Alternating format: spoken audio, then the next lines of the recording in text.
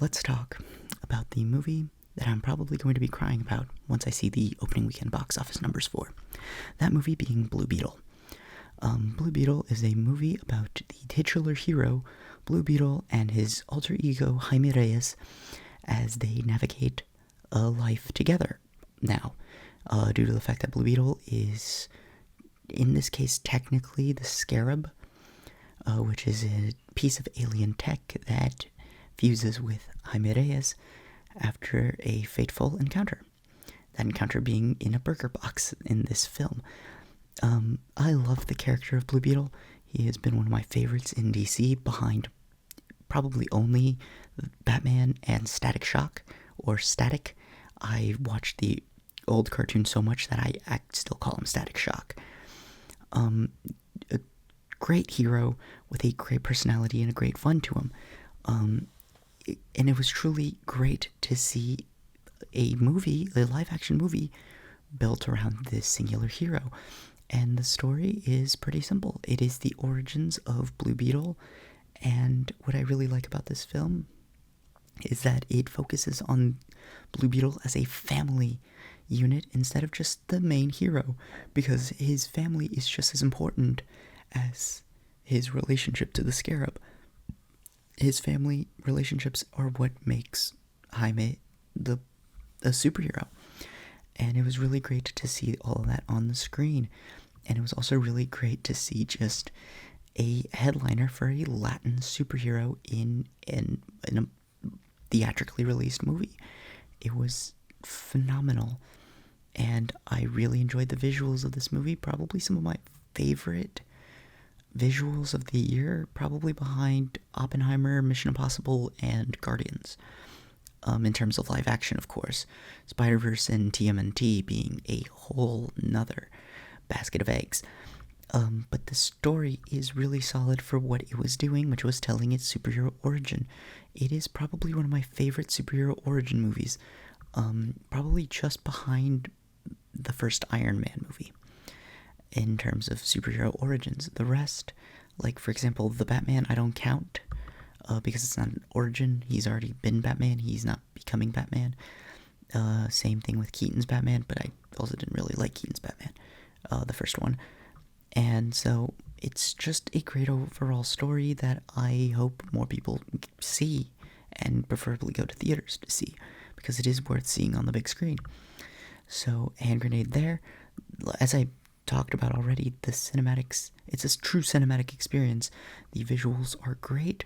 The action is phenomenal. I thought it had some great action, and I really liked what I saw, and it was even better when I first heard that the director took a lot of inspiration from the Injustice 2 fighting game, where Blue Beetle was a playable character. I knew that the action sequences were going to be pretty solid, because I was literally a Blue Beetle main in that game, and I loved his moveset. He had some really cool combos and abilities, and they really used Blue Beetle's abilities very well in this film, and I loved it for it. It's true cinematic pleasure. I really also liked the music choices for the film, and I also love how all the music was also diegetic, meaning that the characters in the film were also hearing the same songs we were hearing. And I just loved all of the references to Latin culture. It is truly, it is the Latin person's Black Panther. It is the most comparable comparison, except in my opinion, Blue Beetle's a better film than Black Panther. It is just more consistent throughout, in my personal opinion, and I know I'm not going to agree with a lot of people here, but those who agree with me, was everyone in my group when I saw it.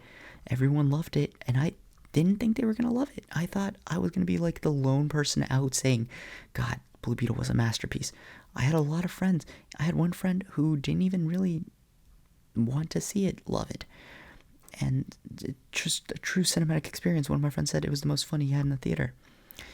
And I don't necessarily agree, because the I'm Just Ken sequence was the most fun I had in the theater. But cinematics, easy hand grenade score. Directing, easy hand grenade score. Like I said, it was a short movie, but it felt like it was just right. just the right length. And I heard that they shaved 30 minutes off. I don't know what they could have used that 30 minutes for, and I'm kind of happy they didn't have it, because it was just right. Easy hand grenade score with that amazing directing and style that they put in the film. I really liked the colors of the film. So good. Acting, oh my goodness. Xolo Mariduena, pitch perfect casting. The moment I heard there was a Blue Beetle movie, I was hyped. The moment I heard Xolo was involved, I was even more hyped. I've seen the Cobra Kai show at least 7 times, and Xolo is the best part. I love him and his character of Miguel. He plays the role great, and he is really good at his action sequences in that show, and he did really well in this film too. Bruno Marquezine, another great performance. Maybe it's biased, but it's that Brazilian power, I'm telling you. It was great to see. My favorite part is that this movie set in just the United States had more Brazilian actors and actresses than Fast X. And Fast X was set in Brazil. It's just funny to see how that happens. A true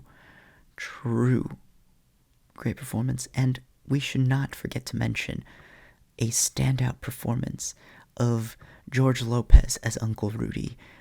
He did a lot, and he was a lot of my friends' favorite part of the film. I personally just loved the story and Xolo's performance, but hey, everyone has their own thing, okay? And acting, another easy hand grenade score. I haven't seen this level of character and actor cohesion since probably Robert Downey Jr.'s Iron Man in a solo premiere outing. Like, he embodied both versions of the character very well. And let's get down to my expectations and experience. I expected a lot, and I got a lot out of it. Every act of the film hit me emotionally on a different level in how I related to the experiences. It hit like a truck. It was more emotional than I expected. I don't know why, but emotionally this film hit harder than most others this year. Oppenheimer is the only other one that hit me as hard, but in terms of Oppenheimer, it just made me feel dread, while this one just made me feel sadness. And as mentioned earlier, all of my friends that I had in my experience also loved it.